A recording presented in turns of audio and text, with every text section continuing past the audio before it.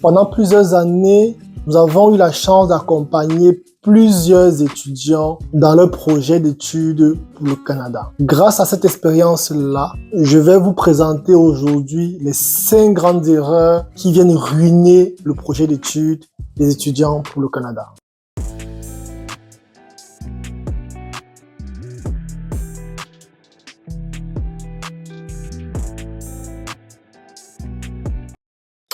Bonjour à tout le monde, mon nom c'est Brice. Bienvenue sur la chaîne Campus Québec.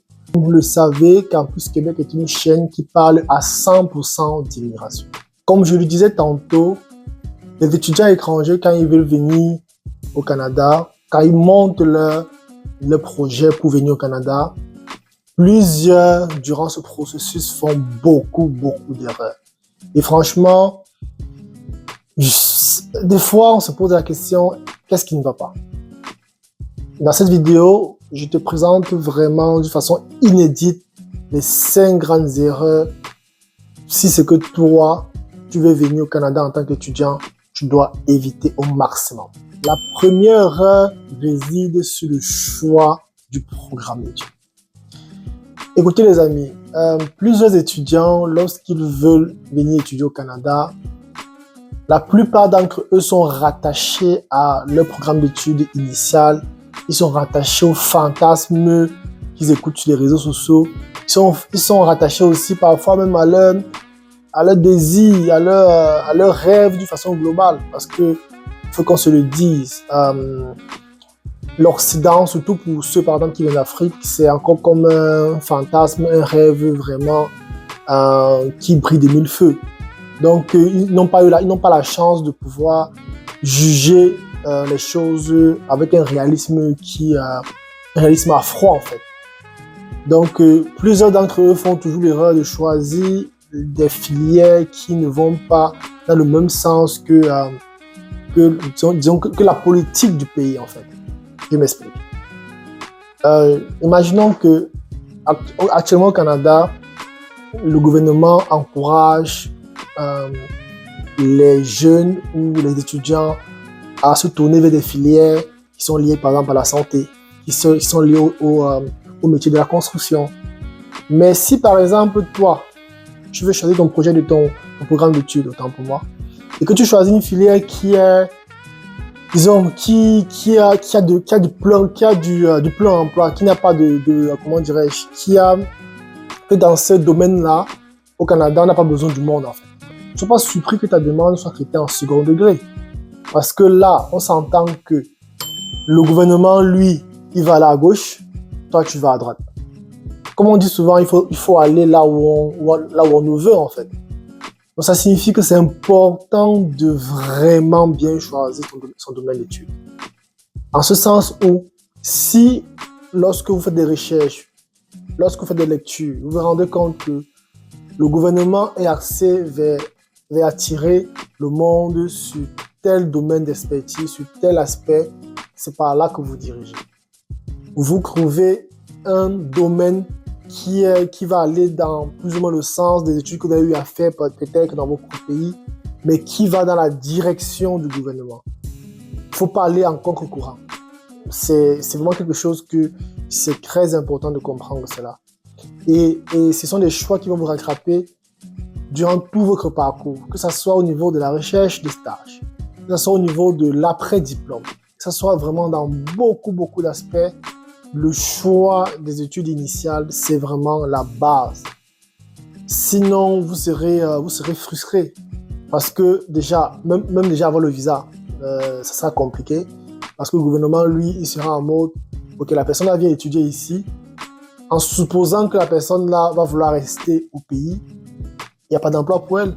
Donc, c'est vraiment important de cibler les domaines qui sont en demande au Canada lorsque vous choisissez votre domaine d'études. C'est vraiment hyper important.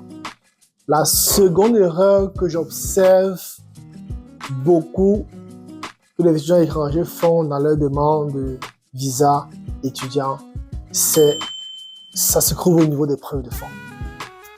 Franchement, les preuves financières, selon moi, pense que c'est l'une des raisons majeures de refus des visas. Parce que beaucoup de gens, beaucoup d'étudiants ne comprennent pas la physionomie, la psychologie qu'il y a derrière, autant pour moi, de cette affaire de preuve de fonds, en fait. Comprenez une chose. Le gouvernement canadien, dans leur logique, vous devrez être capable de payer votre scolarité et de vivre au Canada à 100%, sans même avoir besoin de travailler. Ils considèrent le fait de bourser pendant ses études comme un plus, mais ce n'est pas l'essence de la subvention de vos études, en fait. Ça, c'est d'abord la base en termes de capacité financière. Deuxième chose, pour le gouvernement canadien, il se rassure tout le temps que la capacité financière que vous dites avoir, que ce soit une capacité financière qui se projette sur le long terme. À ce sens où, je vois parfois des gens avec des dossiers où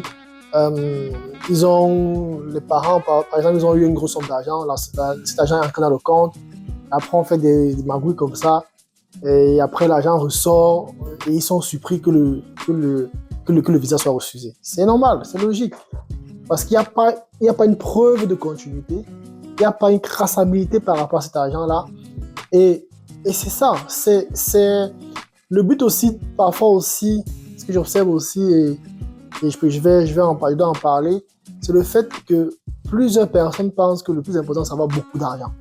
Non, c'est pas ça le plus important. Le plus important, c'est avoir assez d'argent qu'il faut et pouvoir le justifier. Donc, c'est vraiment une erreur que j'observe énormément et beaucoup de gens ne comprennent pas que l'aspect financier, c'est l'élément le primordial qui vient encadrer votre projet d'études. Parce qu'on s'entend que avoir une session à $7 000, $8 000, ce n'est pas du chocolat. Donc, il faut que le gouvernement se rassure que les candidats qui vont choisir pour l'immigration, c'est vraiment des candidats qualitatifs. Donc, vraiment, il faut prendre le temps de bien choisir votre garant, de vous rassurer de respecter les minimums fixés par le gouvernement et vraiment de pouvoir prouver chaque affaire, prouver tout de A à Z et vraiment d'être carré dans ce sens-là. C'est hyper important. C'est une erreur que j'observe énormément. La troisième erreur que j'observe, c'est le fait de ne pas montrer assez son envie de retourner dans son pays d'origine après les études. Là encore, on va repartir sur les fondamentaux de l'immigration canadienne pour les étudiants.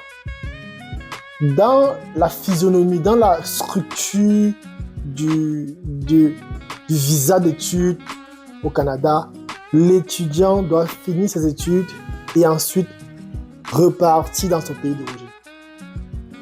C'est important.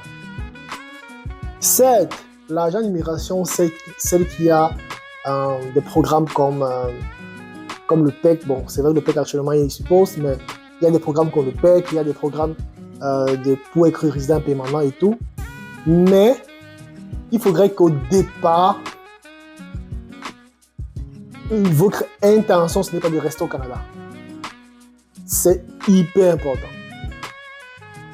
Et cela, ça se voit par des petites choses dans le dossier. Je prends un exemple, par exemple. Supposons quelqu'un qui veut venir étudier au Canada, mais dans son dossier, il dit par exemple qu'il est marié et qu'il a un enfant, et il précise encore que sa femme, son mari, viendra avec l'enfant avec lui au Canada. Dites-moi comment un agent d'immigration, lorsqu'il prendra ce dossier, il pourra être convaincu que cette personne-là retournera dans son pays après les études. Dites-moi comment, c'est impossible. Parce que c'est clair et logique que cette personne-là est juste en train de faire une immigration déguisée. Et ce sont des choses qu'on observe tout le temps, tout le temps, tout le temps. Donc, c'est vraiment hyper important d'avoir toujours en tête que de base, que la base de l'immigration canadienne pour les étudiants, c'est tu viens étudier, tu t'en vas chez toi. C'est ça. Tu viens étudier, tu t'en vas chez toi. Maintenant, si c'est qu'arriver au Canada, tu t'y plais, il y a les conditions qu'il faut, tu peux t'établir. C'est un autre processus à part. Donc, il faut comprendre, il faut analyser ça comme plusieurs processus différents. Le processus d'étudiant, c'est pour ça qu'on exige de respecter son statut d'étudiant, de respecter les conditions d'étudiant. Ensuite, il y a le processus de résidence permanente. Pour être immigrant, il faut respecter un autre processus. C'est deux choses complètement différentes. Donc, dans le processus d'étudiant, tu dois prouver à l'agent d'immigration que tu es venu pour étudier et retourner chez toi. C'est primordial. Donc, vraiment, ceux qui me regardent aujourd'hui, je vous exhorte vraiment à faire attention à cette erreur-là. En quatrième erreur qu'on observe comme cause principale des refus de visa, c'est la mauvaise rédaction du projet d'études. Vous savez, l'agent d'immigration reçoit énormément de demandes par jour. Les agents reçoivent énormément de demandes. Ça signifie que l'agent doit pouvoir, lorsqu'il lit votre projet d'études, comprendre tous les paramètres de votre projet d'études. Quand ici je parle de projet d'études, c'est depuis qui vous êtes, jusqu'à qui finance vos études, jusqu'à comment ça va se passer. Bref, un projet d'études structuré. Ça signifie que votre projet d'études doit être structuré.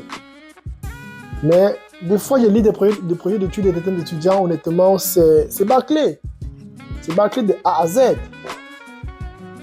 Donc, dites-moi comment un agent d'immigration peut être convaincu que cet étudiant-là viendra au Canada pour étudier. Parce que c'est ça que c'est la présentation d'un projet d'études. C'est de convaincre l'agent d'immigration, ok, je viens étudier et voici ça. Mais des fois, la plupart du temps, tu vois des projets d'études qui ne sont pas bien élaborés, qui sont des copier-coller des projets d'études, des amis. C'est vraiment aberrant. Donc, ayez des projets d'études bien structurés. C'est hyper important. En cinquième erreur, ici, c'est vraiment le fait de maîtriser son dossier pour pouvoir répondre aux questions des agents d'immigration.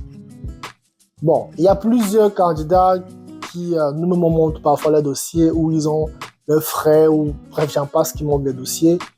Mais certains parfois ne veulent rien savoir du dossier. Ou bien, par exemple, la personne qui monte le dossier ou bien son frère qui monte le dossier ne l'informe pas du dossier en fait.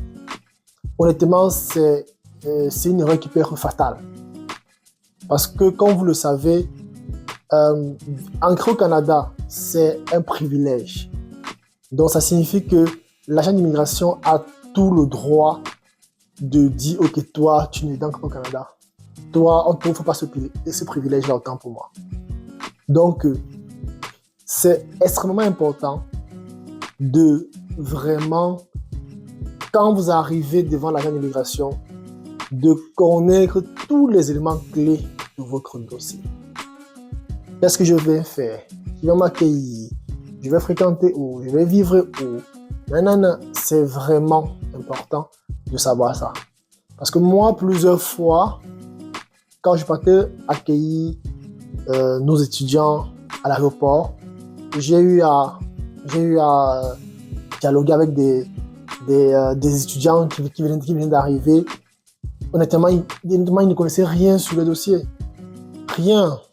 L'école qui va fréquenter ça, à peine qu'ils connaissaient. La filière, pareil. Bref, ils étaient comme perdus, en fait. Ils sont comme perdus. Et ce n'est pas du tout normal. Et juste à cause de ça, l'agent d'immigration peut te refouler. Il te dit, ok, monsieur, repartez dans votre pays, et puis voilà. Donc, c'est extrêmement important d'avoir ce fait-là. L'entrée au Canada, c'est un privilège, ce n'est pas un droit. C'est un privilège que le Canada vous offre de venir ici étudier. Donc, ça signifie qu'ils peuvent arracher ce privilège-là à tout moment. Et personne ne pourra revendiquer. Donc, ça signifie que c'est important de se conformer aux lois que prévaut ce privilège-là, en fait. Donc, c'est vraiment ça. En somme, les 5 erreurs que tu dois éviter si tu veux voir ton projet d'études être positif. C'est la première des choses, c'est de bien choisir ton domaine d'études. La deuxième des choses, c'est d'avoir un dossier financier vraiment solide. La troisième des choses, c'est de bien démontrer à l'agent d'immigration le fait de son envie de retourner dans son pays d'origine. La quatrième des choses, c'est d'avoir un projet d'études vraiment solide. Et la cinquième des choses, c'est de maîtriser son dossier pour pouvoir passer le contrôle devant les agents frontaliers à l'aéroport lors de ton arrivée. Si la vidéo t'a plu, je t'invite à mettre un pouce bleu, je t'invite à t'abonner, je t'invite à partager, je t'invite à commenter. Sur ce, guys, ciao!